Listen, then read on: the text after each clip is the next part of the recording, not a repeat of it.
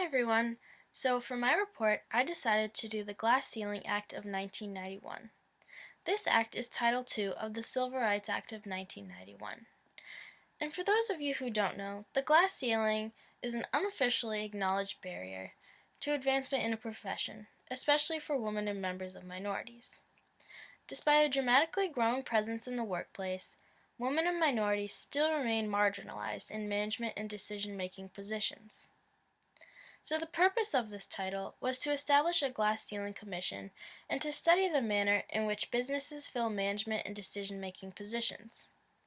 Another purpose was to study the developmental and skill-enhancing practices used to promote the necessary qualifications for advancement into such positions, and to look at the compensation programs and reward structures currently utilized in the workplace. So in 1991, as a part of the Act, Congress created the Glass Ceiling Commission. The Glass Ceiling Commission was created to prepare recommendations on how to eliminate artificial barriers to the advancement of women and minorities.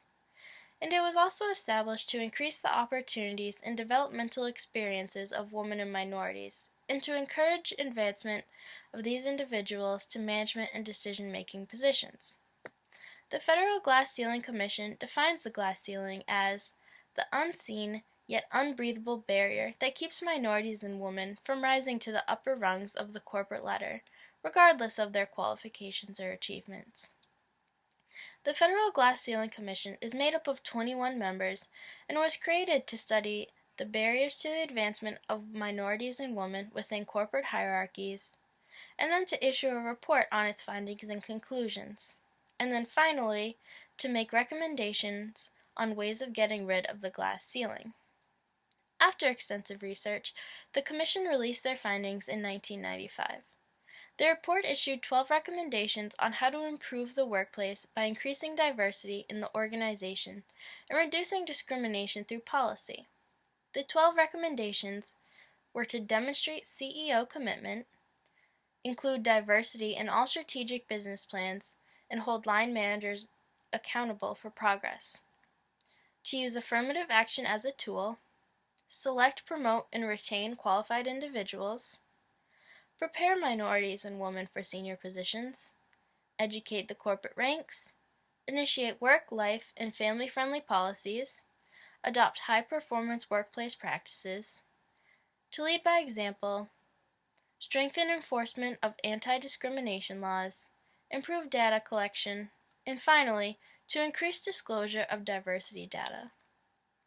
After all this, I found it interesting that in 2006, according to the U.S. Equal Employment Opportunity Commission, they announced that Outback Steakhouse discriminated against its female employees with respect to the terms and conditions of employment and denied women equal opportunities for advancement. The Equal Employment Opportunity Commission alleged in the lawsuit that female employees hit a glass ceiling at Outback and could not get promoted to the higher-level profit-sharing management positions in the restaurants. The Equal Employment Opportunity Commission also alleged that women were denied favorable job assignments, particularly kitchen management experience, which was required for employees to be considered for the top management job in the restaurants. On December 29, 2009, the U.S. Equal Employment Opportunity Commission announced that Outback Steakhouse had agreed to pay $19 million and furnish significant remedial relief to settle a major class lawsuit alleging sex discrimination against thousands of women at hundreds of its corporately owned restaurants nationwide.